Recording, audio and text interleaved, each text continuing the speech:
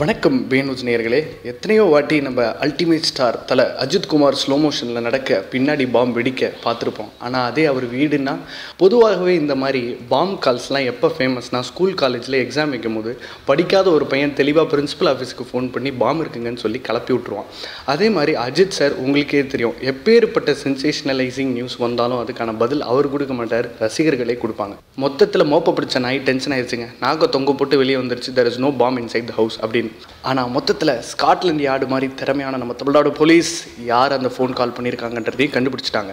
ஆனால் அந்த புத்திசாலிக்காரர் என்ன பண்ணியிருக்காருன்னா 108 ஆம்புலன்ஸுக்கு கால் பண்ணி அஜித் சார் வீட்டில் இருக்கு பாம் அப்படின்னு சொல்லியிருக்காரு. சட்டப்படி என்ன பண்ணியிருக்கணும், 100க்கு ஃபோன் பண்ணியிருக்கணும்.